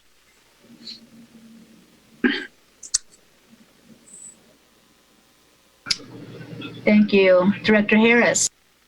Hi, Mike, thank you so much for this presentation. I'm glad to hear that you are working with other agencies, because I know obviously a lot of other utilities as well as insurance companies and people who are renting places are also feeling our pain. So it's not unique to just us. I was curious whether the makeup of the residential ones, is it 100% primary owners where they're here full time, or is it a mix of secondary owners and is it renters? Is it the homeowners? I was curious about that. Are any of these people, renting now with Airbnb or something? If I'm not mistaken, those would be classified as residential accounts, whether they're primary or secondary. It would depend on the specific property. I do on this slide here, 68 on the 90 days, 90% is residential, and about 70% of the residential is primary account customers. I missed all that with reading it. Okay, thanks. So that may be a direction to take is, the secondary homeowners. I don't know if they would be more, I don't want to say welcoming, but maybe appreciate the opportunity to shut it off, to kind of, be able to help kind of stop the services until they get caught up. But, I don't know. That's right. Just kind of discussions. The keynote. And then the other thing is, I think as a board, we could just do our due diligence in trying to keep spending to the essentials, so the balances don't keep going up significantly. COVID is really tough, and when hearing that the majority of the commercial customers are the restaurants, that's not a huge surprise to any of us. And I expect that the residential, that they're not only not paying their electric and water, but they're probably not paying their insurance and their gas and rent, just like I said before. And if anybody had, I'm glad to hear that, like I said, we're working with other agencies, and it's something we'll just have to keep thinking about in trying to meet people in providing that service, in their opportunity to set up some type of plan to relieve, give them relief. Thank you, Director Harris. Thanks. I would be remiss if I didn't bring up a keynote from this presentation, is that your top 25 delinquent accounts represent 56% of the dollars. And so that's a very small number of accounts that are accumulating a large amount of debt. And, targeting balances over $1,000 hits that top 25 for the most, and a few more would of that, but that it would go a long way toward addressing it. So that's an area that I would like to keynote. And one of the things, just to expand on what Mike just said, is the district or staff is very, careful not to kind of implement judgment and as to the use of the utility, but really working out there, getting communication with, resolving the outstanding delinquency. So, kind of the underlying message here is the challenge is reconciling these large debts with kind of a disengagement due to the fact that customers know that they can't have their services terminated at the moment.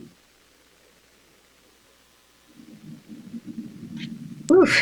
Yeah, this is it's a problem. I think we're all in good alignment. None of us want to see people who are truly, suffering, don't have the money, or out of a job. None of us want to see those people, further penalized for things that aren't their fault. But we all also have no tolerance for the people who are simply skating by because they know that the turnoffs are not happening right now. And I do know that's happening because I have heard people say it. So I know it is going on. People are taking advantage of the situation. I have a few specific questions that you may not have the answers to off the top of your heads. How much money is left in the fund that we created, the payment relief plan that we shifted over last April? Like, I saw how much has been spent. It's like 83,000. I believe that we funded it to maybe 250,000. The fund was increased to, I believe, a total of 375,000.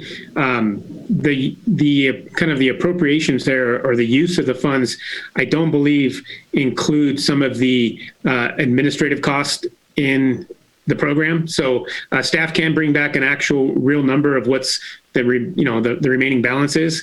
Yeah, I just think that would be kind of helpful to know going forward.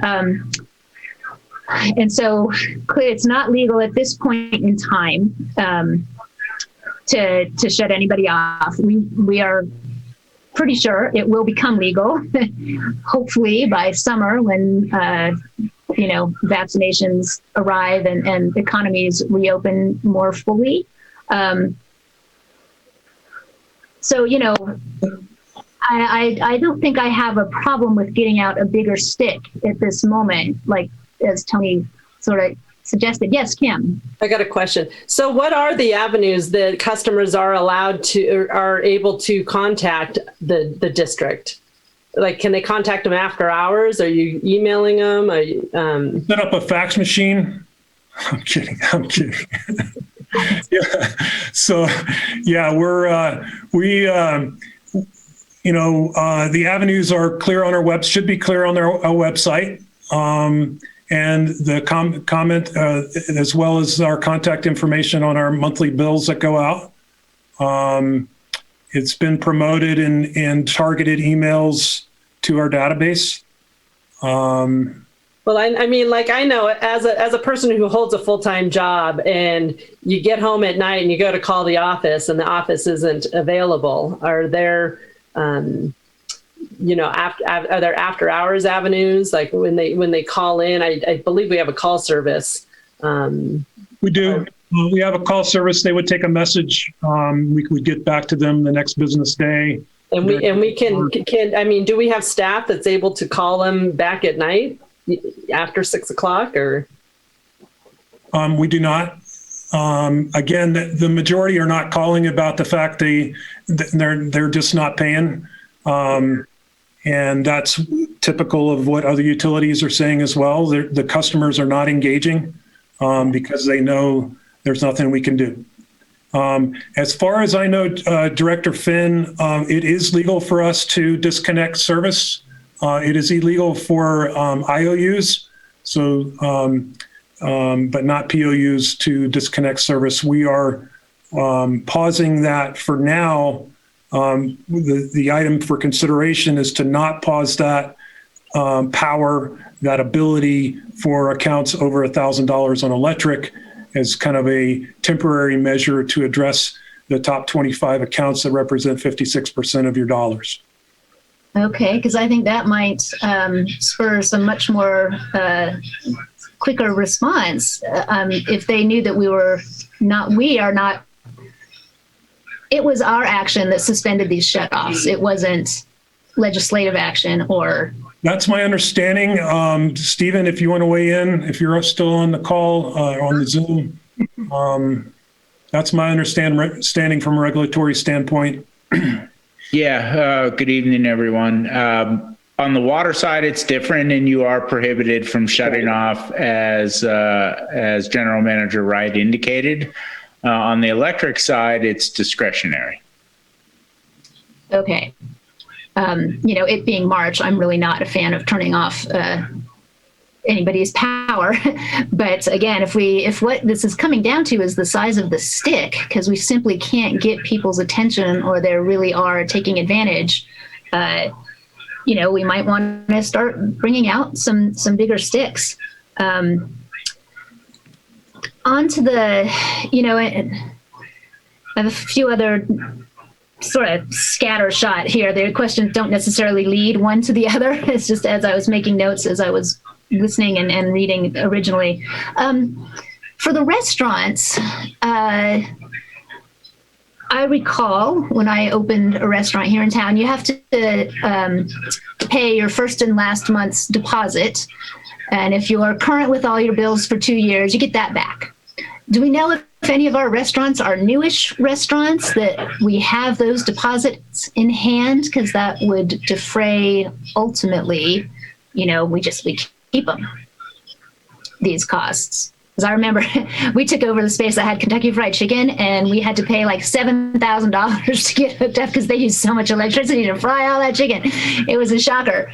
But I got it back, 2 years later, which was awesome. It was a great little, bump at that point in time that I really appreciated. But, just those are policies that we already have in place. And hopefully, I don't know how many well, then again, we do have some restaurants that have been not open for 2 years that are in the middle of this. So just something to keep in mind, which brings me to like a guesstimate of how much of this is actually recoverable. Or how much are we going to write off? Do we have anything to base that sort of guess on? This is really new territory, I'm assuming, but we certainly want to. How many people are really legitimately out of business? So, Director Finn, while I'm all for transparency, I'm not sure I would want to just throw out a figure to the general public, general consumer. But at this point, there is no, the amount of write-off historically over the last few years has been below $5,000 a year Okay. in total. There is absolutely no plans currently to write off any of the current past due amounts from our customers. We are open to the services have been provided, and we are plan to collect on that. We're pausing on shutoffs at least for the majority of our customers currently.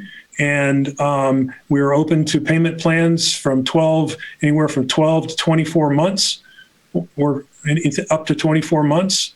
The realities of a certain amount of this becoming bad debt beyond this typical average amount each year is high. And every utility is wrestling with that. I have made an estimate for year-end 2020 financial statements that will be reviewed by the auditors, and I'll be discussing with the auditors. And then when I do the audit presentation in May, I will brief the board on what that looks like. Okay. Okay. So our biggest hurdles are really identifying the customers, as we have all agreed, that are just slackers and are avoiding payment while they can, to the ones that are really hurting and truly can't afford it. I agree. We've been robust in our outreach with our COVID relief plan. If we, there's. I've got one more question. Is the front? Can you hold it for a moment while I finish my? Sorry. Thank you. So my train of thought. they get interrupted. That we need to figure out, to parse through the customers, like I said, that are truly in need, and the customers that are taking advantage of the situation. Take Mr. Wright's thoughts on what we do with the water over to the electric side, and to help with that collection process. Get a bigger stick to make sure that people realize we will be turning off their connections if that's what it's going to take. And maybe we can be kind of open on that and say, we're not necessarily going to give you forewarning. This is your forewarning. When it comes to the point where we make that decision, it's going to go off. You've been told, you've been given notice, you've been given, whatever. So it could be at any time. So you might want to get into your payment plan at the soonest possible option. I don't know if that's legal. I don't know if my mafia blood's coming out. And then again, on the more gentle side of things, my experience with debt is it can be a very paralyzing situation where you become just mentally and emotionally unable to take action. And that's a really terrible place to be. And we don't, we want to protect those people. And I think, being as gentle as possible with, collect whatever we can, if it's $5 or $10 a month, but how do we break through the barrier of people's emotional ability to deal with the debt that they're in? So that's a psychological problem that I don't know that we have the tools, but somebody does.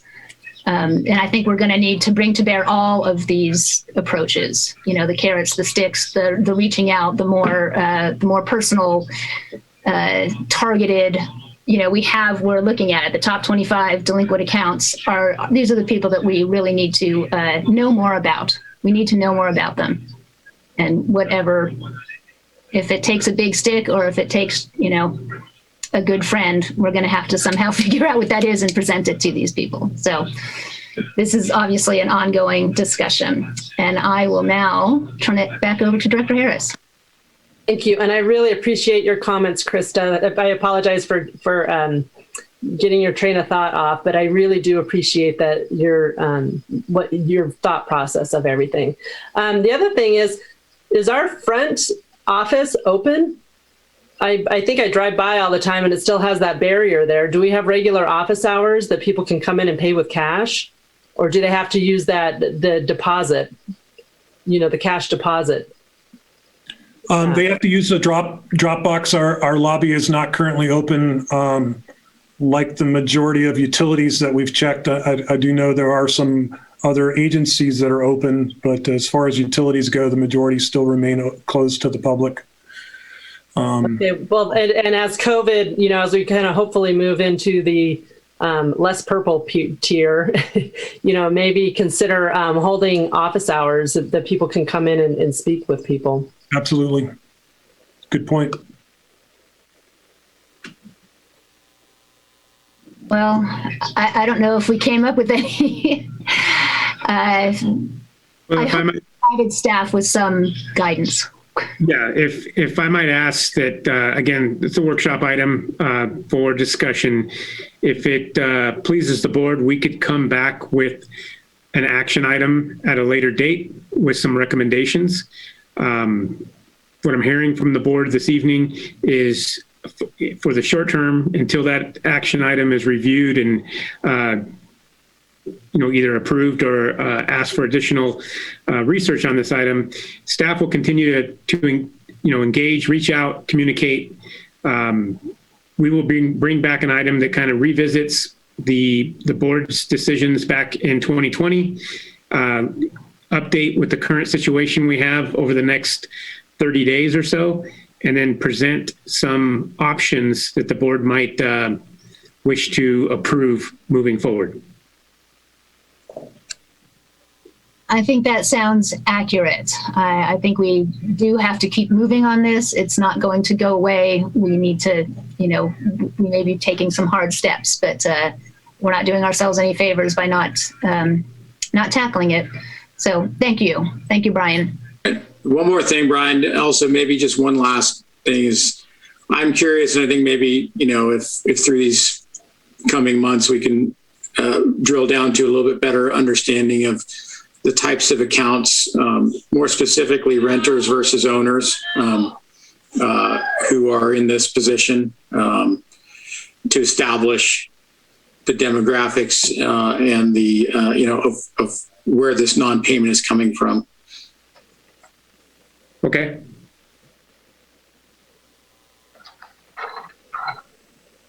Well, that was fun. I think we're going to move on to more routine business. Item number 15. Thanks, Mike. Oh, I'm sorry. Thank you, Mike. That was a lot of information that you gave to us in a very clear way. I appreciate it. You're welcome.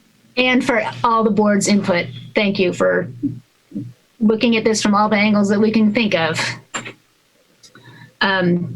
Obviously, I'm ready. I'm ready for dinner. On to routine business. Number 15, approval of the February 3rd, 2021 and the February 22nd, 2021 minutes.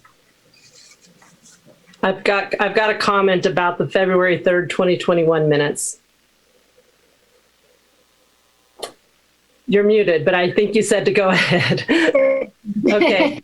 On the February 3rd minutes, action item number 14, we had talked about doing just action minutes. There's a comment that's inserted in here that I was actually surprised to see, but what it says is District Council Gross verified with Director Harris, and Director Harris affirmed the board reviewed and approved the 2020 wage scales at the March 18th, 2020 meeting.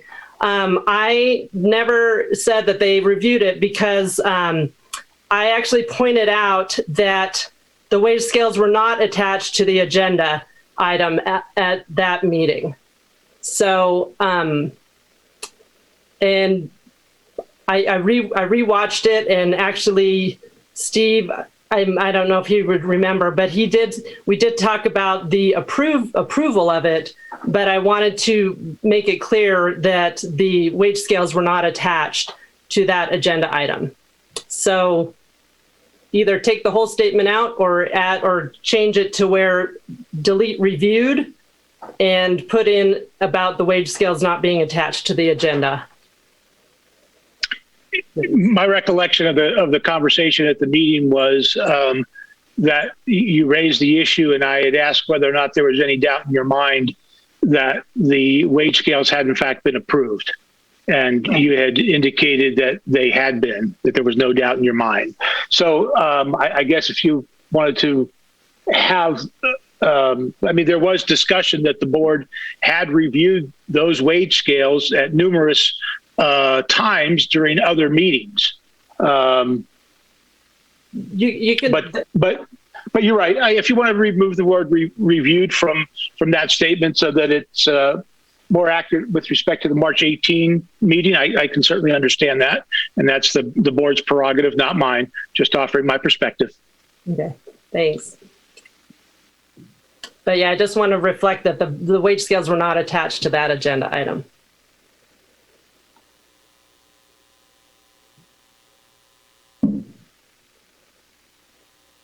I guess I don't have an opinion on the matter.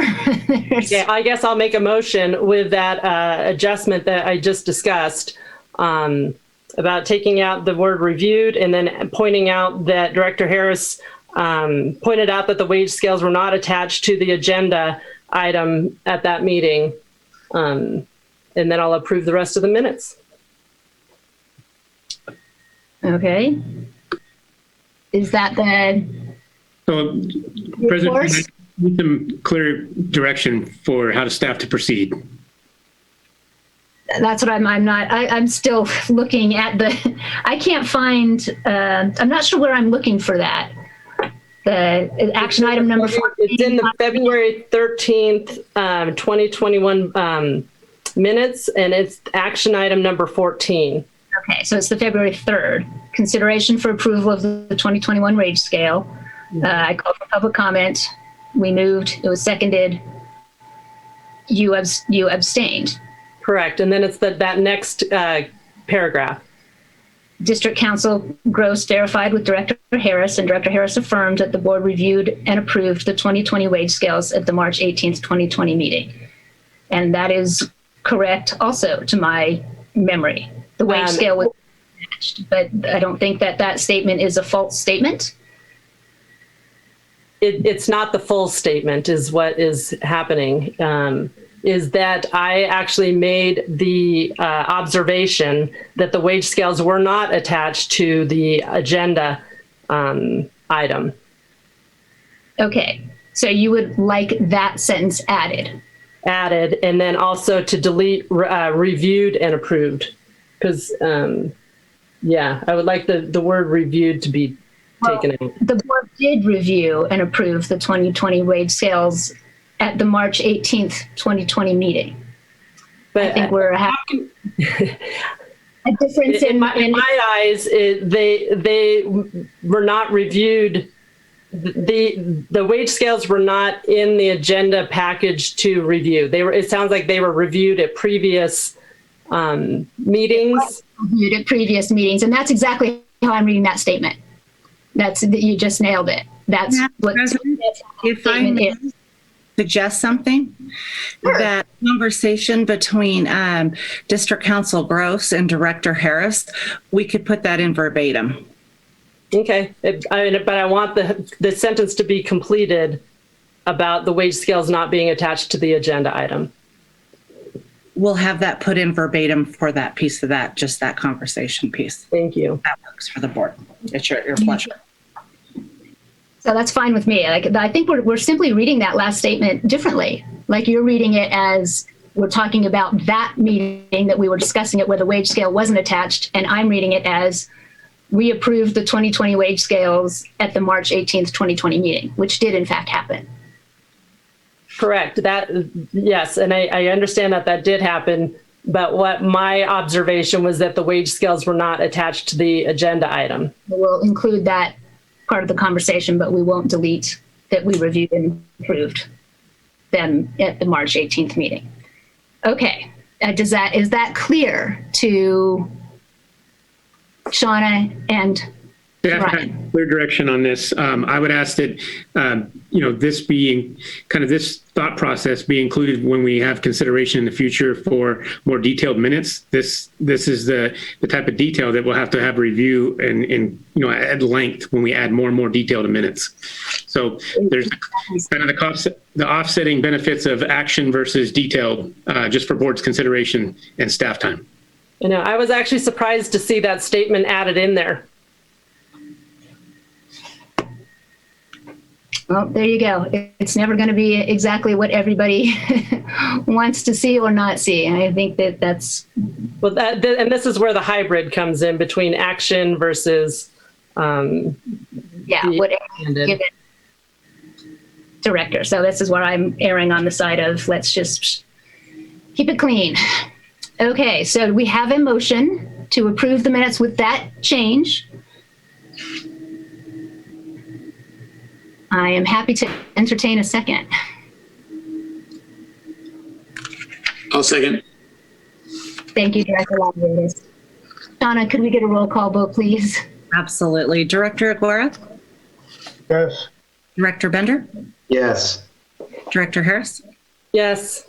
Vice President Liliotis? Yes. President Finn? Yes. Thank you. Thank you. And on to item number 16, approval of the treasurer's report for March 2021, which has two sections, A and B, approval of the report of fund balances for the month ended December 31st, 2020, and also approval of disbursements for the month ended January 31st, 2020. Holy smokes. So moved regarding item 16A. I'll second. Director Aguirre? What's that? Approve the fund balances on the treasurer's report? You mean we're at the warrants? Okay, I'll move them. Thank you. Director Bender? Yes. Director Harris? Yes. Yes. Vice President Liliotis? Yes. President Finn? Yes. Thank you. And I believe we also get to pay the bills. Director Aguirre? Would you like to move that we pay the bills? What was that? I better hear the thing. As my computer might not be behaving. Would you like to move that we pay the bills this month? Yes, I will. Pay the bills. Thank you. I'll second. That was Jeff seconding. Shauna, could we get a roll call vote, please? Director Aguirre? Yes. Director Bender? Yes. Director Harris? Yes. Vice President Liliotis? Yes. President Finn? Yes. Thank you. Okay, and since we have no closed session this evening, I believe that we can adjourn this meeting of the Truckee Donner Public Utility District. Thank you all for your time and participation, and have a lovely evening. We'll see you next time. Thank Thanks, you too. Thanks to all the staff. Thanks.